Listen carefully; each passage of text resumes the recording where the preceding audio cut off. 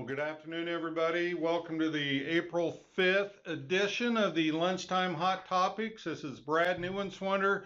We've got a lot to share with you today, so I want to just kind of start out with the agenda. I'm going here pretty soon walk you through kind of a visual of the state board's vision and how the new KSDE accreditation model ties into that. Following that, I'm going to share with you some of the post-secondary data that we'll be sending out to you before, hopefully by the end of this month, if not early May, and just kind of walk you through what some of it is. After that, Nick Nelson's going to kind of go through some registering to submit some licensure applications. Just a lot of people don't know or are not aware of that or where to even find it. Branden Johnson's going to give a quick update on new virtual schools and programs. And then Diana Stanfill is going to round it off with just some federal IDEA parent survey update information, which is part of the new ESSA. I want to just remind everybody again, you can submit questions, suggestions, anything to lunchtime@ksde.org. I also want to remind you that if you want to go back, replay this for other staff members, I'm not saying that everything we do is such quality that you're going to want to watch it every week. But just want to remind you that we do post these so you can pull them up later. Sometimes it's good to listen to things 3-4 times over. So we do post these on my web page. If you go to ksde.org, look under the teams, go to Division of Learning Services, you'll find my page, scroll down to the bottom. You'll see Lunchtime Hot Topics, and you can pull up all the prior ones that we've had. I also want to remind everybody that this summer our Impact Institutes will be hosting them in 3 different locations. These are just great opportunities, especially for your teachers that don't always get to hear these messages or get to work with our consultants, as well as districts across the state that will be presenting specifically what they are doing in their districts around KSDE, around the vision and the board outcomes. So it's I think it's like $25 for registration. It's 2 days. If you're far enough away from these, there might be a tank of gas and you might have to have some lodging, but these are just great opportunities to get your staff plugged in during the summer months to get a little deeper dive into the initiatives. So what I first want to start with, and I know this may look small, but you can get a PDF version of this that you can print it. It's also on my website or on my web page. But when you look at the board's vision and wanting to lead the world in the success of each student, they define a successful high school graduate as an individual that is academically prepared, has those cognitive preparation, the technical skills, employability skills, and can be civically engaged. You won't see on here the mention of state assessments. Even though in the old days, that's how we measured success, whether you did or didn't hit an AYP target, that's not on here. But it's critically important to know whether or not a kid is academically on track to be successful. So there's still a huge value to that state assessment when we're defining a successful high school graduate. Is that child academically on track? How are our buildings doing around the standards academically? But it's no longer the focus of how we're measuring success as a state, but it is key in helping us know whether or not our kids are academically prepared. But when we think about the KSDE accreditation model, and we're talking about the 5 R's, one of those R's is the results. And at a state level, we're looking at social-emotional factors, but those are measured locally. We're looking at kindergarten readiness, looking at individual plans of study, high school graduation rates, and post-secondary success. That is one of the 5 R's of results. But if you want to improve kindergarten readiness and the initiative that we're moving forward starting next year with putting out a tool to allow every school district to measure whether or not kids are showing up to kindergarten prepared. But whatever that data shares with you, how you improve kindergarten readiness, you're going to be down here looking at the rubrics. What are we doing in early childhood programs within our communities? If you're talking about individual plans of study, the language and what you do to implement quality individual plans of study, you'll find down here in the area of student engagement. Socio-emotional, you'll find down here in district climate. So even though these results are kind of outcomes, where you spend your time throughout the next several years is going to be down here, all right? So then how do we engage our families and our parents? What are we doing in the area of quality instruction and rigorous curriculum? How are we building strong leadership? So I hope this is just kind of a visual of what you do within the KSDE model and how you spend your time. You're also wanting to focus on these outcomes, and here in a minute, I'm going to share with you a little bit about post-secondary success, but this I hope is just kind of a good visual.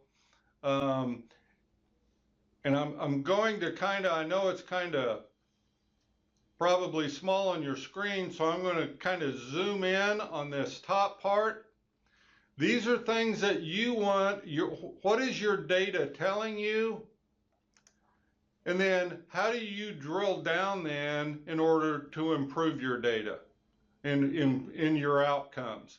What are you doing in professional learning? How are you allocating your resources? And even though this looks like a lot, our goal within KSDE model is just start out with a couple areas. I know every district in this state is already doing work in these. Focus on the areas that you're doing well and keep moving forward, but try to find a couple areas that you can focus on to say, hey, over the next 3, 4, 5 years, we really want to hone in on our instruction, how we engage our families, what we're doing in the area of career and tech ed. So, and then down at the bottom, these foundational structures, these are just things that you ought to have in place. A tiered framework of supports. Many school districts are doing MTSS, but those are all foundational for your district to build on.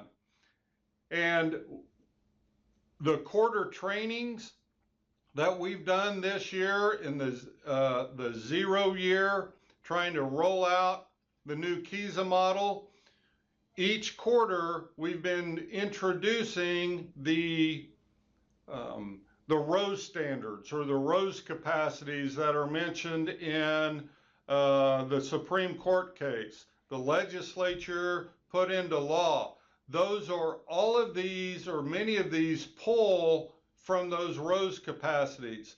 Do we have a focus on arts and cultural appreciation, civic and engaged or social engagement, communication and basic skills for all of our students? So many of these foundational structures are pulled right from those Rose standards.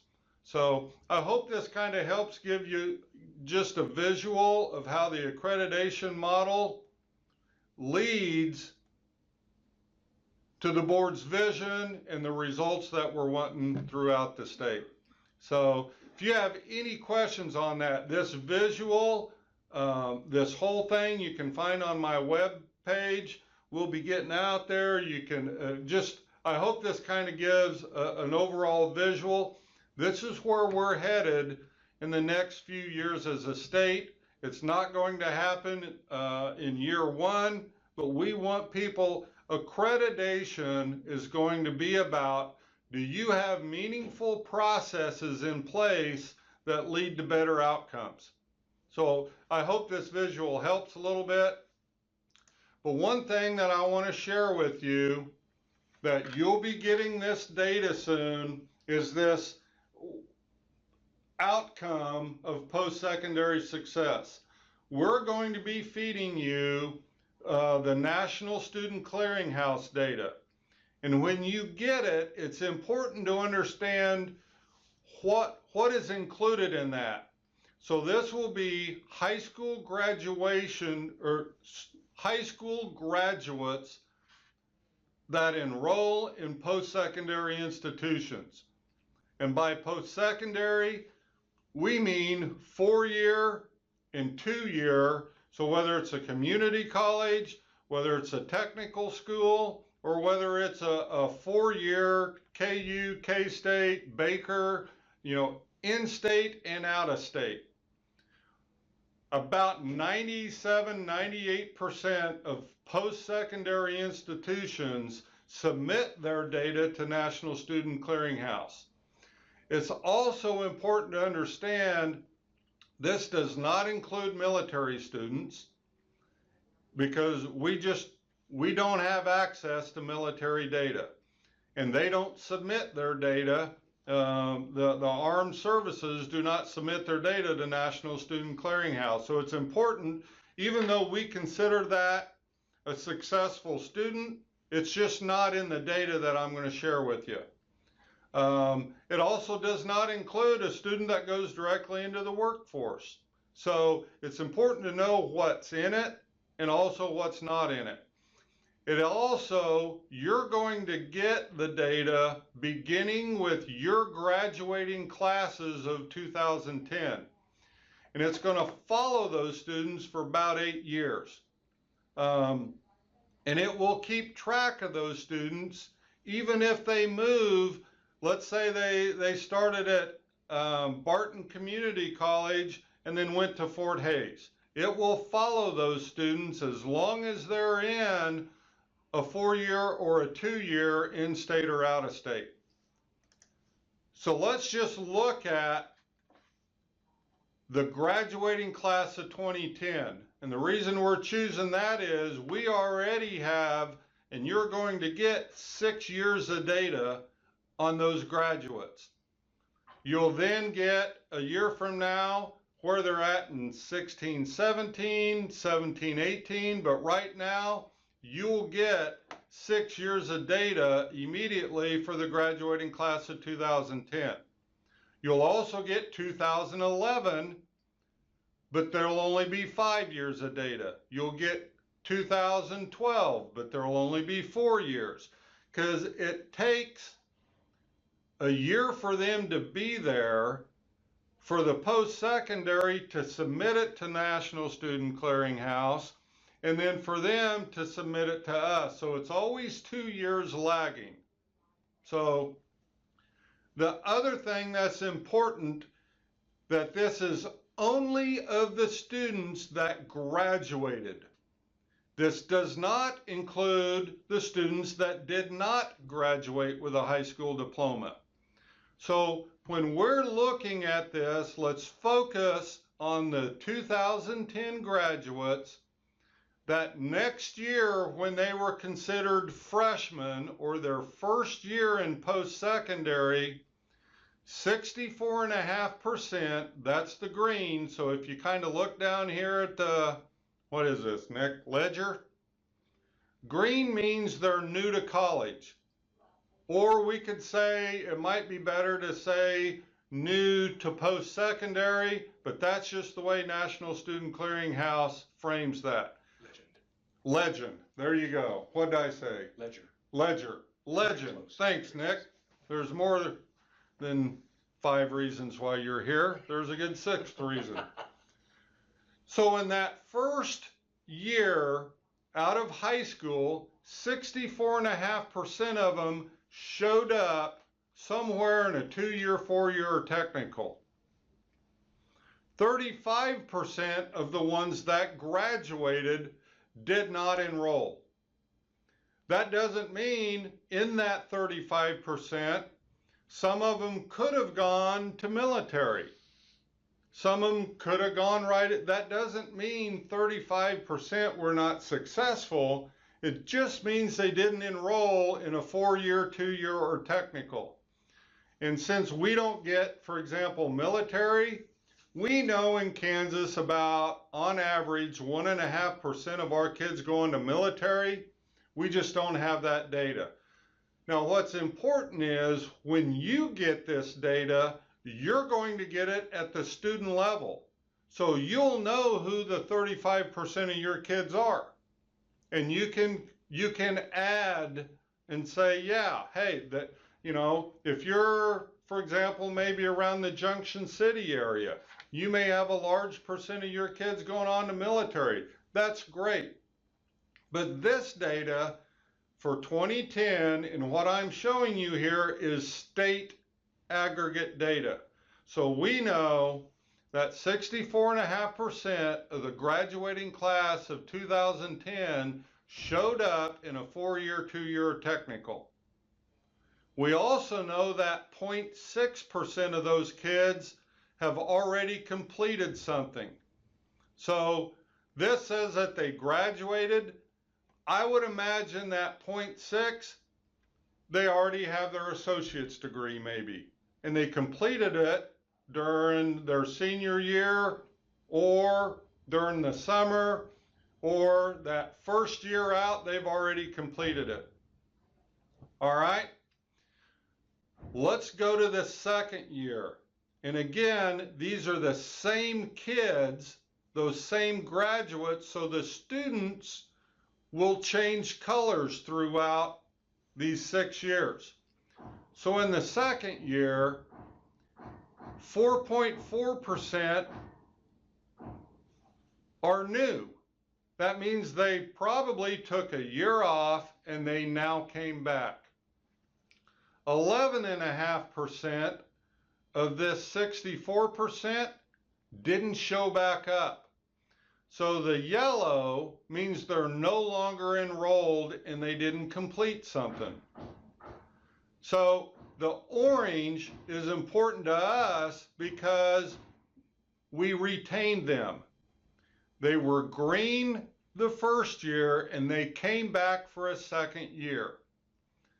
And what we're going to do in Kansas is we're going to take the orange the second year out and add it to the maroon, which means they completed, add those two together, and we're going to say by that point, their second year out, if we retained them or they've already completed, we're going to say we did our job as K-12.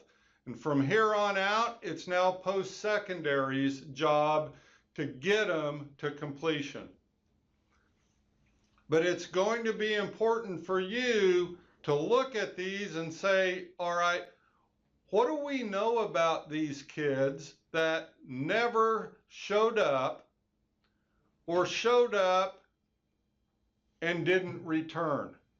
Because if you follow the graduating class all the way out, about half of our kids never showed up or they showed up and they didn't complete. About 50% of the graduating class never made it. 39% of those graduates 6 years later have completed something. Now you'll know in your local data what percent of those were a 4-year, what percent were an associate's. you'll be able to get down to that detail, but this is very telling to us. 7.3% of the kids 6 years later, bless their heart, they're still trying. Kind of like me, they were on the John Belushi plan. They took a few extra years, but this is going to be able to tell you a lot of really good information. If you follow the purple, it's getting smaller. That means that they probably, if they 35% didn't show up, 4% of those 35 showed up the next year. So that dropped. Another 2.8%. It may have taken them a few years, but the purple can only get smaller. But the yellow keeps getting bigger. And so this is really good information that you're going to get for the class of 2010, 2011, 2012, 2013, and you're going to get it granular to the student level. So here's this next slide.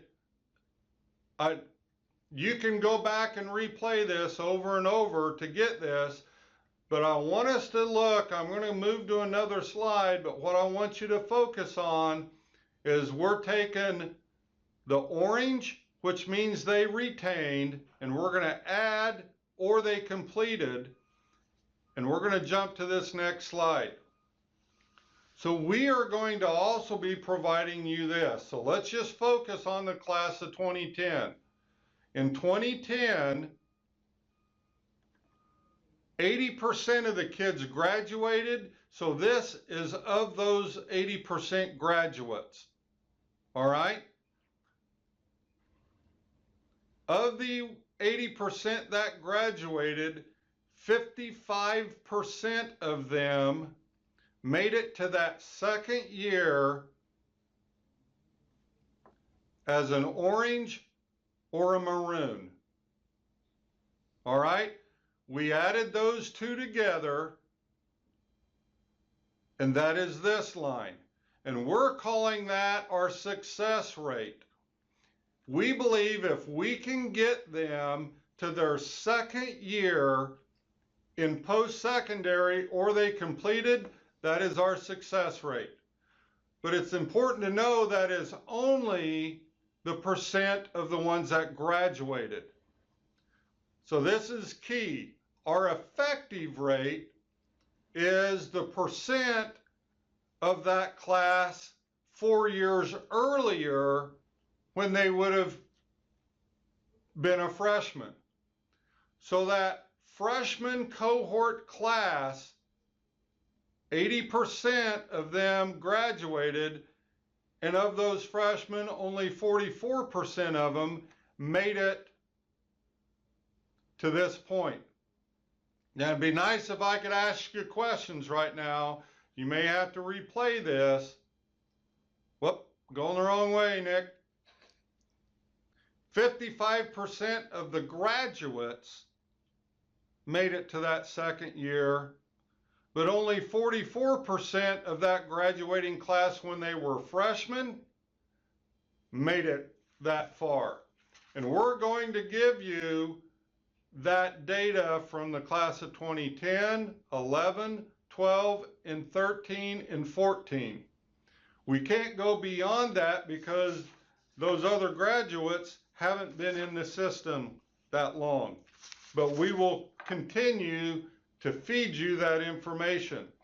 Over on the right, we're going to give you an average, a 5-year average of the graduating class. We're going to also give you a 5-year average of the success rate, and we'll give you a 5-year average of the effective rate. There's some definitions down here. We will also be able to give you, for example, the class of 2015, what percent of them graduated, the class of 2016, but the effective or the success rate and the effective rate will always be a couple years lagging. All right, you may have to replay this a few times to really get your arms around the success rate and the effective rate. And we will be providing some professional development around this over the next couple years. But I'm going to walk you through a scenario here that kind of puts this into perspective. So let's say this is Kansas average data, kind of what I just showed you. And let's say we had 100 kids in the freshman class. If our graduation rate in Kansas is 86%, which is what it was in 2016, let's walk this through as an example. If 100 kids were in the freshman class and we use the state averages, 86 kids would graduate. So we already lost 14 of them, of those 100. So of the graduating class, remember back, I'm going to jump back here. If 64% of our graduates made it, I may need to hold on to your chair here, 86 kids would graduate. But if only 64% of those graduates showed up to a post-secondary, 64% of those 86 means only 56 of that freshman class showed up in a 2-year or 4-year. Now, when we go to that success rate that they made it their second year or completed, only 46 of those 100 kids made it to their second year. And then if we followed them clear out to those 6 years, if you go back and look at it, only like 39% of the graduating class made it 6 years later to completion. Only about 30 of those original freshmen ever made it 5 to 6 years out. So it's important for you, when you get this data, to start looking at what is it telling you about your graduates. What percent of your graduates went on, but also if you go back to when that group 4 years earlier, if we could get more kids to graduate, if we could get more kids to graduate, and from 2010 to 2016, we're already seeing an increase, but even now, if we could get more kids to graduate and more kids to make it to that second year successfully, to either retain them into that second year or complete, then we could get more, our effective rate. We need 70 to 75% of our kids to complete. So if we can, and we're at 48% in 2014, we've been averaging 46, we see that it's going up. And again, this is all data before we even started this initiative. So think of what we could do in the next 4, 5, 6, 8, 10 years. We need in Kansas our jobs require 70 to 75% of our kids to complete something post-secondary. We think we can do it in Kansas. So I hope this was helpful to you, to give you this first glimpse. You don't have it yet, but once you get this data, it's going to be very important. Again, when we look at the board's vision and the outcomes of post-secondary measures, this is what we're going to be feeding you. So I hope this was helpful, and if not, replay it 4, 5, 6 more times or give me a call. Thanks, everybody. Hello and welcome to the Kansas State Department of Education Teacher Licensure and Accreditation. This presentation will cover registering for access to complete an online license application. And you'll begin by clicking the link below to the public authenticated website. This is the login screen for the public authenticated website. Be sure that you do not use login information for other purposes, such as keep, EDCS, etc. Please register with a username and password that you use for no other purpose. If you cannot remember your username and password and have registered before, you will need to re-register with a new username and password. There is a green register button near the bottom of the screen. You will need to complete and submit all fields of the registration form.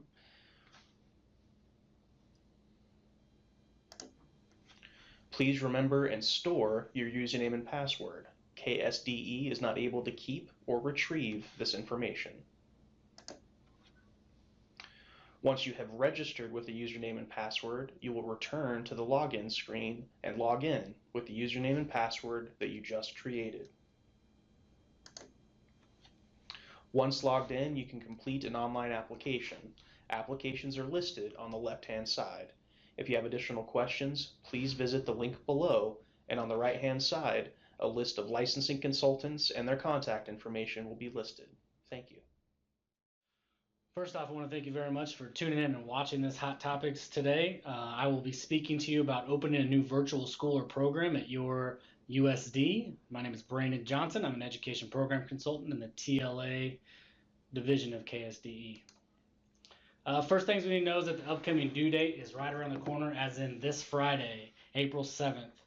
So if you have an interest in applying for a new virtual school or program after you watch this presentation, please go through, find the information that you need in this presentation, and go on the KSDE website and get the document out, fill it out, and get it back to me. If for some reason you need an extension past that day, let me know, and we can talk about whatever questions, comments, concerns you have about the due date.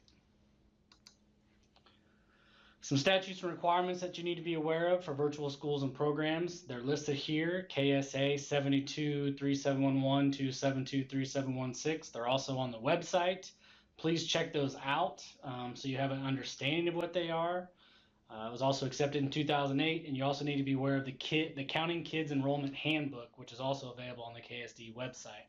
All of these are valuable resources that you need to be aware of when you are in the process of starting a new virtual school or program. Questions to consider if you're going to start, or if you're thinking of starting a new school or program. Will your student be allowed to complete coursework from home? Yes or no? Will in-district students be allowed to enroll in more than just part-time virtual courses? Will out-of-district students be allowed to enroll? Some other things you need to be aware of. If the students cannot access their virtual courses outside of a school or a satellite school location, then the district doesn't need to complete a virtual intent form. You're just pretty much having an online course offered by the district at that point. There needs to be a 24-hour window available to your students or out-of-district students to complete their work. It can't be set in a set schedule where the student can only work during those parameters. If a student cannot participate in full-time virtual courses, which is more than 50% of minutes enrolled, then the district does not need this. You don't need to complete the virtual intent form. You're good to go with what you have right now. If students are eligible for virtual funding once they participate in a virtual course of more than 50% of their minutes enrolled in the same district, if a district is not eligible for virtual funding, they do not need to have an approved virtual school or program. And you'll know that, or if you don't know, talk to someone within your district who might know. Will out-of-district students be allowed to enroll in your virtual school or program if you have one? So if the district plans to allow out-of-district students to enroll in virtual courses, then you have to have an approved virtual school or program. Completing the intent form. So you have to decide if you want to be a school or a program. You have to decide what services you want to offer. Is this going to be general education, advanced courses, credit recovery? Because when you think about the scope of what students you want to serve, what need are they going to meet and where are you going to meet them at? You can be a combination of all three. You can be just one. You can be two of the three. It doesn't matter. You can also talk about what grade levels you're going to be served and thinking about that. K through 12 and adults. It doesn't have to be all of that. It can be any variance of that. It could be just adults. It can be just seniors. It could be just 9 through 12. It's whatever variance you feel like you need to serve your population you can choose from. Virtual school. So a virtual school has a separate building number and typically has its own administrative staff. Now you can share administrative staff throughout the district. So an assistant principal or a head principal of the brick and mortar building can also be the principal of the virtual school. That's okay. If you want to be a really big school, you should probably have someone separate do that because that's a lot of work for one individual. A virtual school follows regulations to be accredited and completes required KSDE building level reports, which all of that is in the handbook. A virtual program operates as a program in an existing building and typically shares administrative staff. The school that the virtual program is associated with follows regulations to be accredited and completes required KSDE building level reports. And another big difference between schools and programs is if you're a school, your data for graduations, assessments, etc. is separate and easier to follow. If you're a program, all of your virtual students' information is built into your brick and mortar school data. So if you wanted to know that information, you have to individually pull that out on your own to find that. Single building program include grade levels covered by one building. So if it was just 9 through 12, it would be associated with the high school. If it was 6 through 8, it would be associated with the middle school, etc. And then service center programs, it only applies to service centers, so that doesn't affect any of our USDs who want to have their own program or school. Some additional resources, so things that you can find on the KSD webpage. Please go there to the virtual. It's underneath the subject index V, and then click on virtual schools, and then you'll click on the information for schools and district staff. There's all kinds of resources on there that you can read about previous webinars that were recorded by Jessica Noble. You can also find all kinds of different information in the handbooks. Additional resources as well. Please follow this information if you plan on to have an intent for a new virtual school or program. Go to ksde.org, click on V for virtual in the subject index, and then click on virtual schools. Click on information for school and district staff, and then click on the 17-18 intent to start a new virtual program school. What this will do, it will bring up a link, and it's just a form you fill out, and then you will email that directly to me. Don't fax it, don't mail it, email it directly to me, and then we'll get the process started. What else you need to do to get this process completed before August of 17. Any questions, comments you might have, please contact me via 785-296-8447 or email me. And I would recommend emailing me right now because I will be out of the office on Wednesday and I will be tied up on virtual monitoring phone calls Tuesday, Thursday, and Friday. And those phone calls are 2.5, 3 hours long. So please email me if you need to get a hold of me immediately because I can email you back and forth when I'm on a phone call, but I can't take a phone call while I'm on a phone call. Thanks for your time. Have a great day. Hello, I am Diana Stanfill with the Early Childhood, Special Education, and Title Services team, and I am here to ask for building level help with the federally mandated IDEA parent survey. First, I will briefly talk about the survey and process, and then I'll lead into how principals and other building level staff can assist in increasing our participation rate in the survey. As I go through, jot down any questions or comments you may have. You will find my contact information on the last slide. I will read the specifics on this slide so you have the exact purpose of the survey. IDEA federal requirement to survey parents to determine the percent of parents with a child receiving special education services who report that schools facilitated parent involvement as a means of improving services and results for children with disabilities. As I stated, the survey is federally required and the questions on the survey have been validated and checked for reliability by the federal government. I'd like to talk to you briefly about a couple of the details of the 2017 survey. This year is a census year. It comes up once within each 6-year cycle. So every parent of a child with a disability who has an IEP will receive a survey notification letter. And when we say with a disability who has an IEP, that is as of our current December 1 count. So if you have a student who is identified more recently, the parent will not receive a survey. KSDE does not have parent addresses, therefore the parent notification letter is mailed by the special education director. The notification letter directs parents to an online survey, and this year the census count was over 71,000 Kansas parents sent a survey notification letter, and normally the count is closer to 2,500 to 3,000. This is what I am asking your help with. To meet the Kansas Parent Survey results, target, and participation rate, we are requesting your assistance and reminding parents to complete the survey. Similar to what I did last year, in late March, early April, I will send you, as the principals, a sample text. If you would please include that in your newsletters, any letters, text messages, or email blast if you have the capability of doing so. The sample text will remind parents who received a letter to complete the survey. We do not provide the survey link in the text because survey participants are restricted to those who received a letter.